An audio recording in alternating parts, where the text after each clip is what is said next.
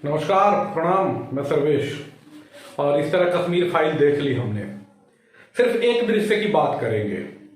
कहानी में एक दृश्य है। अनुपम खेर जो एक कश्मीरी पंडित हैं, उनकी अंतिम इच्छा है कि मेरी अस्थियों को मेरे 4 पुराने मित्र ले जाके मेरे आंगन में बिखेर दें। इसको आप ऐसे सोचिए कि एक सामान्य हिंदू बुजुर्ग जब अपनी मृत्यु के बाद की सोचता है या अपने अस्थियों के बारे में सोचता है तो यही सोचता है कि मेरी अस्थियां गंगा में विसर्जित की जाए, या मेरी अस्थियां काशी में, मथुरा में, हरिद्वार में, ऐसे पुण्य स्थानों में बिखेरी जाए। पर वो कश्मीरी बूढ़ा ये चाहता है कि उसकी अस्थियां उसके आंगन में बिखेर दी जाए। क्यों? क्योंकि 30 वर्ष से उससे उसका घर छीना गया है।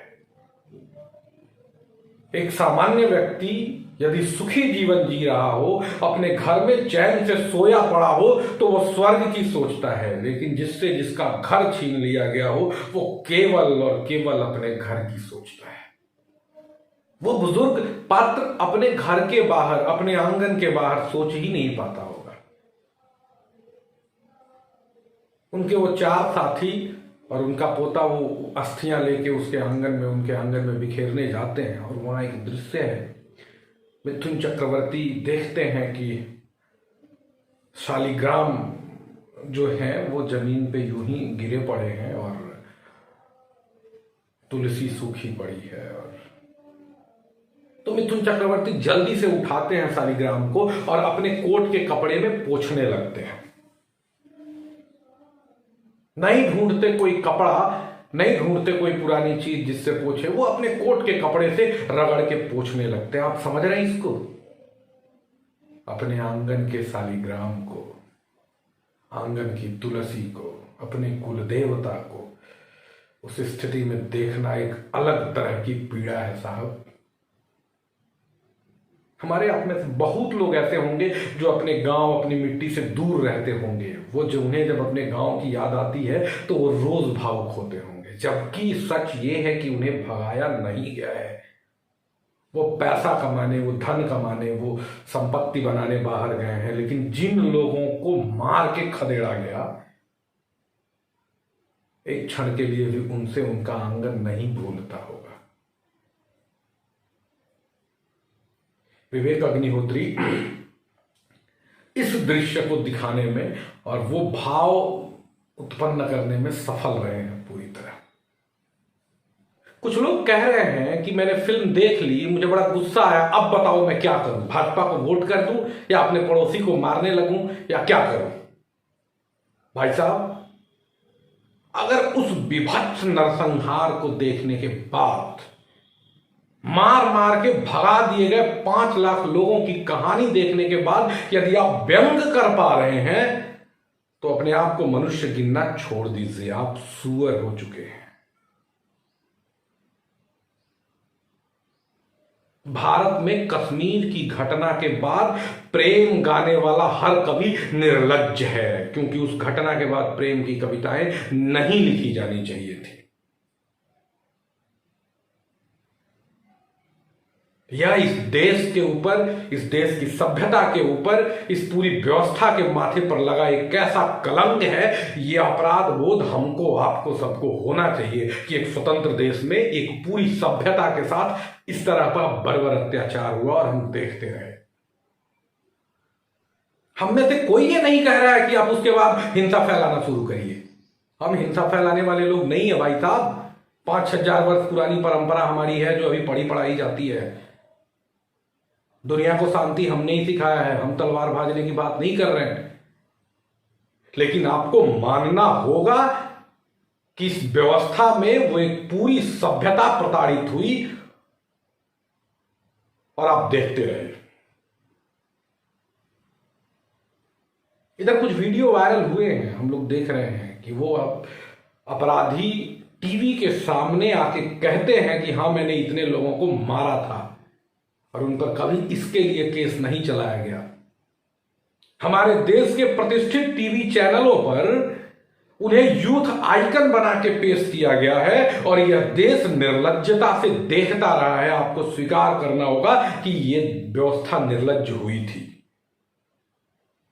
तलवार भाजने की बात नहीं हो रही है, पर आप सत्य को स्वीकारिए।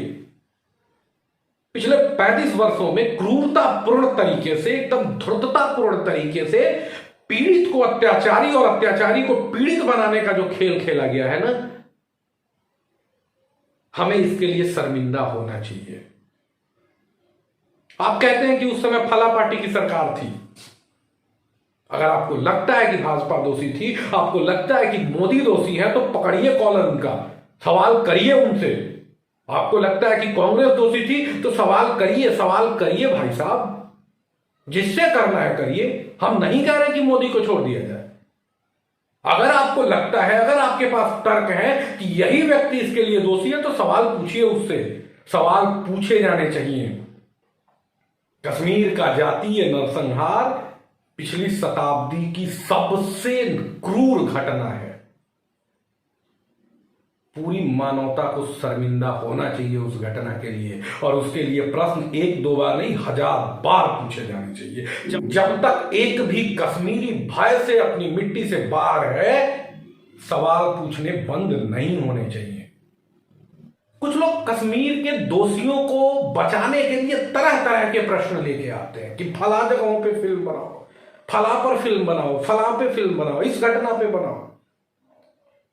भाई साहब, आप पूरे भारत में पिछले 100 वर्षों में एक भी घटना नहीं बता सकते कश्मीर के अलावे जब किसी पूरी जाति को एक राज्य छोड़ देना पड़ा हो। अगर आप किसी एक व्यक्ति द्वारा की गई हत्या की तुलना उससे कर रहे हैं, तो नंगे हैं भाई साहब।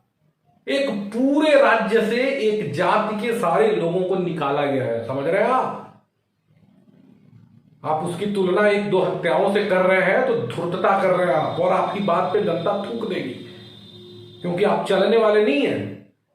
एक पूरी सभ्यता को मार मार के निकाल दिया गया और आप बहाने ढूंढ रहे हैं। क्या निर्लज्जता है।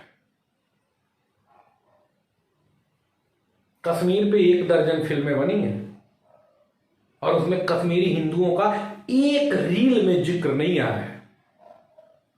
तब आपको आपत्ति नहीं थी। पहली बार किसी ने उनकी बात कर दी, पहली बार किसी ने पीड़ित को पीड़ित और आतंकी को आतंकी कह दिया, आपको चुभने लगी है। तो वैसी ही बात है ना कि अंधे को अंधा कह दोगे तो गाली देगा। दरअसल एजेंडा लेके विवेक अग्निहोत्री नहीं आए हैं। विवेक अग्निहोत्री ने आपके एजेंडे को तोड़ा है। जो झूठ आप पिछले 30 वर्षों से बोल रहे हैं, उन्होंने उस झूठ को नंगा किया है और ये आप पचा नहीं पा रहे, पर ये आपको पचाना होगा। आप जितना विरोध करेंगे, आप जितनी निर्लज्जता दिखाएंगे, चीजें और खुलेंगी। खोलिए। और अगर आप ईमानदार हैं, आप में लज्जा है, तो आपके दृष्टि में जो ही दोषी दिख रहा हो उसका कॉलर पकड़िए, उससे प्रश्न पूछिए। जिस मंच पे हो आप, सोशल मीडिया में हो, अखबार में हो, टीवी में हो, जहां बोल सकते हैं वहां बोलिए। अपने पड़ोस में हुई किसी अत्याचारी घटना को लेके बोलना हर सम्मानित शहरी का धर्म है।